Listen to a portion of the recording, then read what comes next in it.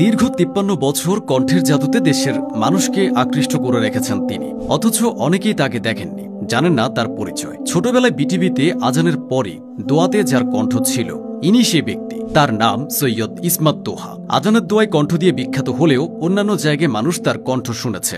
এ পর্যন্ত প্রায় 40,000 বিজ্ঞাপন এবং ডকুমেন্টারিতে ভয়েস দিয়েছেন তিনি। তার বয়সটা 70 পেরিয়েছে, অথচ এখনও সাবলীলভাবে তিনি ভয়েস দেওয়ার কাজ চালিয়ে যাচ্ছেন। ভয়েস আর্টিস্টের পাশাপাশি ইসমাত তোহা একজন উপস্থাপক এবং আবৃত্তি শিল্পী। তিনি ছিলেন রেডিও খুলনার প্রথম উপস্থাপক। সৈয়দ ইসমাত তোহার জন্ম এবং বেড়ে ওঠা খুলনায়। তার বাবা ছিলেন একজন প্রতিষ্ঠিত ডাক্তার। 70-এর দশকে খুলনা শহরে হাতে গোনা কয়েকটি ঘরে রেডিও ছিল, কিন্তু ইসমাত তোহার বাবা একজন শৌখিন মানুষ ছিলেন। তিনি নিজের বাসায় একটি রেডিও রাখতেন। ওই রেডিওতে সবসময় খবর এবং কোরআন তেলাওয়াত শুনতেন। ইসমাত তোহার বয়স তখন 3 থেকে 4 বছর। তখনও ভালো মতো বোঝার বয়স হয়নি। বাবার রেডিও শোনা দেখে ভাবতেন, এই যন্ত্রের ভেতরে কে কথা বলছে, আর এই মানুষগুলোই বা কারা। কৌতূহলী হয়ে সে নিজের মাকেও প্রশ্নটি করেছিলেন, কিন্তু সদুত্তর না পেয়ে নিজেই সিদ্ধান্ত নিয়েছিলেন সে মানুষগুলোকে বের করার। সেজন্য একদিন সুযোগ বুঝে রেডিওর ব্যাকসাইড খুলতে গিয়েছিলেন। সেখানে বাধে বিপত্তি, বিদ্যুতের হালকা শক খেয়ে বসেন। এরপর তার বাবা এসে বোঝালেন রেডিওর ভেতরে কেউ থাকে না, কিন্তু আগ্রহী তোহা এসব বুঝতে চাইলেন না। তার মাথার ভেতরে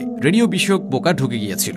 অবশেষে তিনি রেডিও সম্পর্কে ভালো ধারণা পান 5ম শ্রেণীতে। জানতে পারেন রেডিওর ভেতরে কেউ কথা বলে না, বরং রেডিওর কথাগুলো প্রচার ভবন থেকে যায় প্রক্ষেপণ ভবনে। সেখান থেকে যে কথাগুলো ভেসে আসে সেটাই আমরা শুনতে পাই। তখন থেকে ইসমাত তোহা পণ করেন একদিন তিনি এই রেডিওতে কথা বলবেন। সেজন্য 5ম এবং 6ষ্ঠ শ্রেণী থেকেই সুন্দর করে কথা বলার চর্চা শুরু করেন। তিনি এমনভাবে চর্চা করতেন যাতে একদিন বেতারে কাজ করতে পারেন, আর তার কাজগুলো মানুষ শুনতে পারে। 1969 সালে রেডিও খুলনার যাত্রা শুরু হয়। তখন আঞ্চলিক অনুষ্ঠান প্রচার হতো না। পরবর্তীতে 1971 সালে শুরু হয় আঞ্চলিক অনুষ্ঠান। ইসমাত তোহার আগ্রহটা তখন আরো বেড়ে যায়। ইচ্ছা এবং পরিশ্রম মানুষকে অনেক দূর নিয়ে যায়। তার ব্যাপারেও সেটাই হয়েছিল। খুলনা বেতারের আঞ্চলিক অনুষ্ঠানের জন্য প্রথম অডিশনের 3য় দিনে টিকে যান সৈয়দ ইসমাত তোহা। সেখান থেকে তার আসল পথ চলা শুরু। প্রথমে তিনি অনুষ্ঠান ঘোষক হিসেবে কাজ করতেন। পরবর্তীতে সংবাদ পড়েছেন প্রায় 8 থেকে 9 বছর। পাশাপাশি বেতারের নাটকের সঙ্গেও যুক্ত ছিলেন। এভাবেই 1985 সাল পর্যন্ত খুলনা বেতারের সঙ্গে যুক্ত ছিলেন। এর মাঝে কিছুদিন সরকারি চাকরিও করেছিলেন,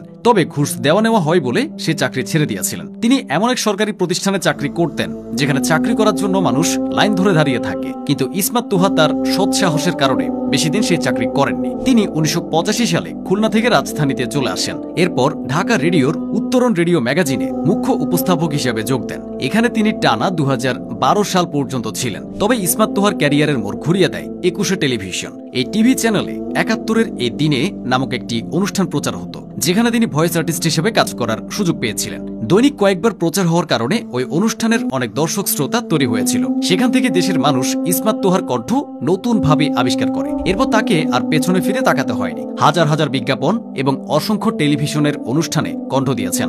এমন অনেক অনুষ্ঠান আছে যেগুলো দর্শক এবং শ্রোতারা দেখত শুধু ইসমাত তোহার কণ্ঠের জন্যই। 1971 সালে মহান মুক্তিযুদ্ধেও এই কণ্ঠবীর বেশ অবদান রেখেছিলেন। নিজে সরাসরি অংশ না নিলেও সৈনিকদের খাবার এবং থাকার জায়গা দিয়ে সহযোগিতা করেছেন। বয়সটা বাড়তে বাড়তে এখন 70-এর ঘর পেরিয়েছে। তবে বলিষ্ঠ কণ্ঠ শুনে তার বয়সটা একেবারেই অনুমান করা যায় না।